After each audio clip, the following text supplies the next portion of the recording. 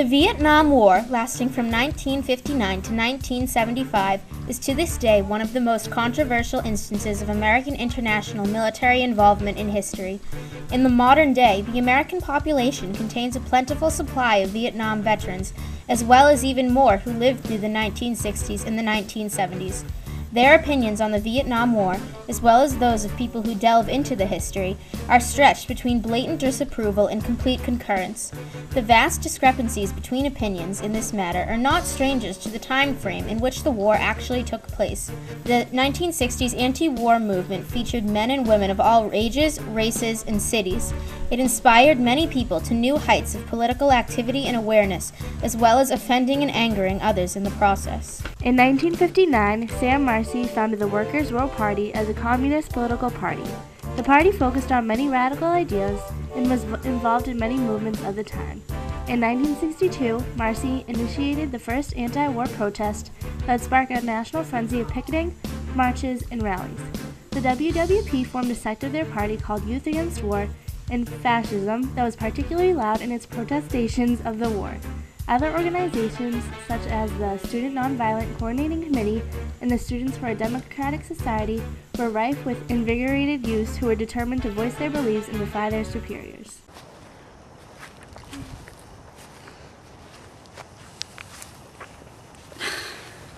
I just think this whole war thing's kind of unnecessary, you know?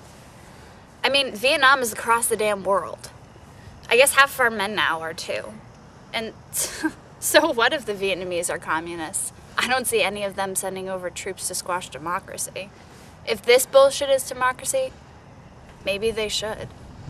A few more innocent American deaths won't make a difference, right, LBJ? It's not like anybody cared about those corpses that are now rotting in the goddamn Vietnamese jungles. The Beatles say in one of their songs, "All you need is love." I wouldn't mind some weed either. But I, in this country, in this world, what was I saying? Oh yeah. We could totally do without all the bullets and the bloodshed.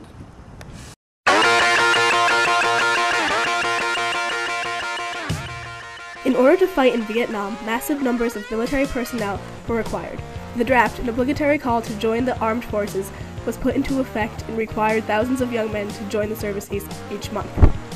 Much of the American society was distressed by their necessary personal involvement in a conflict that they did not support. The first public burning of draft cards took place on May 5, 1965. That August, President Lyndon B. Johnson illegalized the practice of burning draft cards. However, this did nothing to stem the flow of irrepressible protesters who preferred jail to the Vietnamese battlefield. Local law enforcement became increasingly involved in the protests. In 1970, a group of college students at Kent State University were shot upon by members of the Ohio National Guard. This event became infamously known as the Kent State Massacre, and news of the shootings quickly widened the gap between protesters and the government. My job is to keep the public safe. It's common knowledge that rallies and marches frequently transform into mobs. Look at the irony here, if you will. They're protesting the Vietnam War, they're calling for peace. I respect that. I really do. But when it gets out of control, like so many of them do, look who's disturbing the peace now. Just saying, that's where I come in. The man just walking down the street to get some groceries needs me to manage the march so that he can come home with apples rather than bruises. Police involvement is completely necessary. I'm not condoning what those Kent State policemen did, not at all. But their presence there in the first place, and when we have to jump in, when the shit hits the fan, I don't see a single reason why we deserve all this crap from those privileged brats who think they're above the law.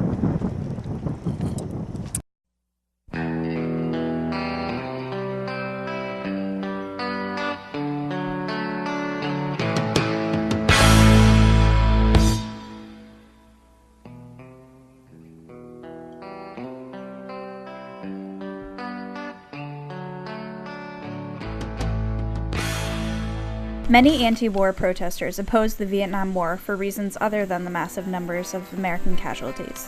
Those who disagree with American imperialism, capitalism, colonialism, and anti-communism found a place among anti-war marches and rallies. Many Roman Catholic religious groups agreed with the anti-war protesters because of a popular Catholic doctrine called just war. This doctrine holds that a violent conflict is only acceptable if it meets specific requirements that deem it to be the benefit of philosophical, religious, or political justice. People also viewed the war from the Vietnamese perspective, claiming that the Vietnamese people should be allowed to decide their fate for their country without foreign military involvement. The vast majority of my students have been involved in some protest or another. I get the sense that the majority of the protesters are young, which makes sense. I feel like most of us who were around during World War II have a better respect for the whole war thing. Since when is voicing one's opinion being regarded as disrespectful? If that were so, where would we be right now? Living under Great Britain's thumb. I've been to a few of these student protests. I must admit that I felt a tad out of place, but it's in the support of a great cause. Great cause? The great cause is the effort in Vietnam. So many countries have been bursting out of their colonial shells and becoming independent countries of their own after decades of being under someone else's control. What with the Soviet Union being such a strong presence in the East, these new countries could very easily be persuaded to join the ranks of socialism and communism. I personally find the tactics of socialism and most definitely communism to be questionable. However, I fail to see how this justifies invading of another country. I'm fairly certain that the Civil War here in the United States was free of troops that were sent from other countries. We alone decided the fate of the United States back then, and I feel that the Vietnamese should decide the fate of Vietnam now, without an American presence.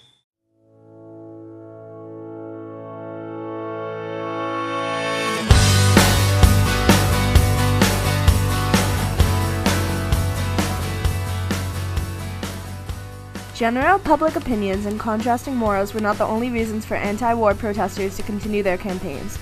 In some cases, the American military undeniably deserved the disapproval that was doled out to them readily by much of the American public. The Vietnamese were fighting ferociously, leaving the American forces to flail in hopes of some sort of victory. This desperation led to war crimes and military abuses. One of the most well-known American atrocities in Vietnam was the My Lai massacre. 26 American soldiers ravaged a South Vietnamese town, torturing, beating, raping, and murdering hundreds of civilians.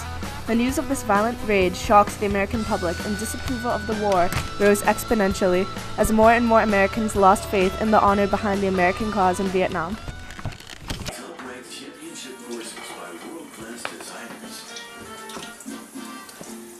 My eldest son is overseas.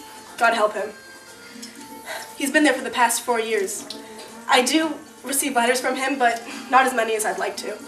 I can't quite remember what my view on the war was before we got that letter. I think that when the blood drained out of my face that day, so did all my political memories and opinions. I don't know if I'm against this war or not, but so many people say so many different things. But I think I know that I'm against them plucking children from their mothers' homes and bringing them somewhere where they... His younger brother, on the other hand, knows exactly what he wants. Before his brother left, we were a very politically quiet family. We had trust in the government. Other people were picketing and marching, but we weren't. Now Richard runs off every morning to another godforsaken rally. Sometimes he isn't home for days, and people are dying in those rallies too. Politics aside, I know that I want this war to end, and I want my son back.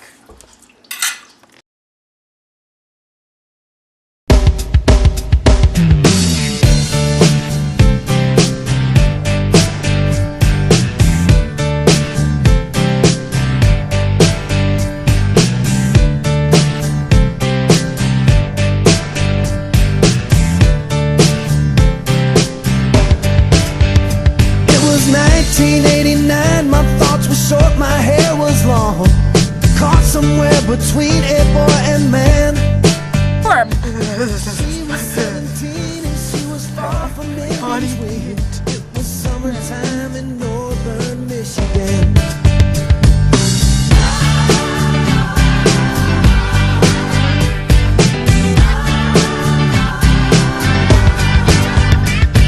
Splashing through the sandbar, talking by the campfire. It's the simple things in life, like when and where.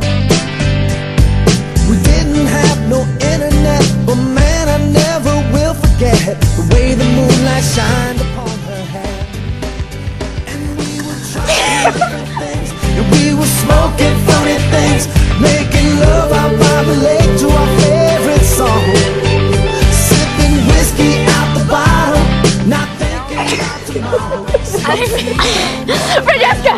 I'm evicting you. You just like collapse.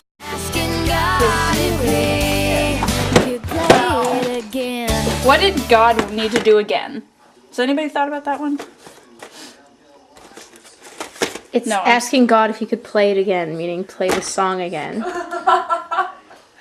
that's not what he was saying. Melissa? No, it's not.